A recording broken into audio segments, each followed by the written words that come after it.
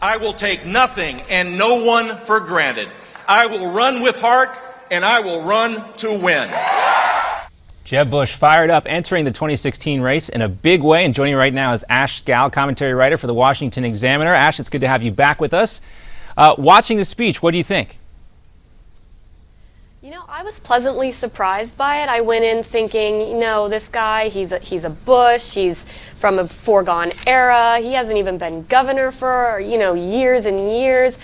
So I was really surprised at his energy that we haven't seen from some recent speeches of him, and also just what he said. I mean, he hit on all the right notes, you know, and it was actually kind of uplifting. I was surprised. It was definitely in line with his campaign video that he released over the weekend, with that whole uplifting feel. It's going to be difficult, I think, once he starts taking friendly fire in the GOP primary to continue that optimistic look. But let's also take a look at Bush criticizing the Obama administration's foreign policy. With their phone-it-in foreign policy, the Obama, Clinton, Kerry team is leaving a legacy of crises uncontained, violence unopposed, enemies unnamed, friends undefended, and alliances unraveling. And we've talked about this before. You know, most presidential elections basically hinge on how the average American feels about the status or their balance in their checkbook. But this could possibly be a foreign policy election when it comes to taking on the Democrats, including Hillary Clinton and John Kerry. Was Jeb Bush also hitting all the right notes in that part of his speech?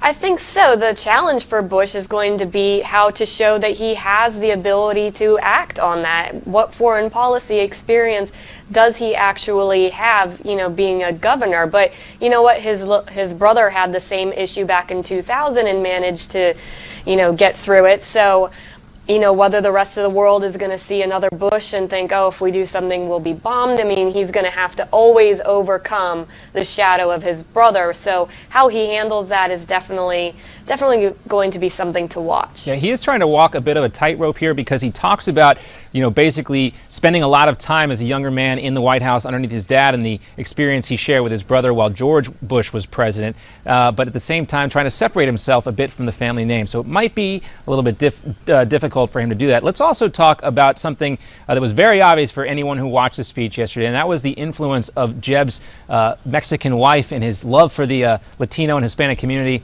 in Miami, where he calls home. Let's take a listen. As a candidate, I intend to let everyone hear my message, including the many who can express their love of country in a different language. Ayúdenos en tener una campaña que les da la bienvenida.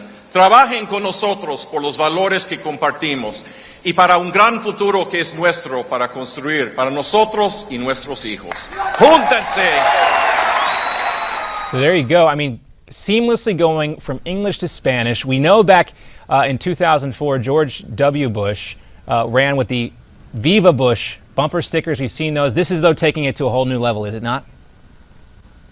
Absolutely, but if you also notice just the diversity of the crowd that was there to support Bush, I think that it was probably the most diverse crowd of any of the launches so far. I mean, especially if you saw Hillary's on Saturday, it was kind of lily white. Yeah. So seeing the diversity, seeing the broad range of support that Bush has, that was uplifting. Yeah, this is going to be, you know, with Donald Trump's entry today, I think without question the most interesting and most televised GOP primary we've ever seen in this country. Ashe Schow, thanks so much for being with us. We'll have you back real soon.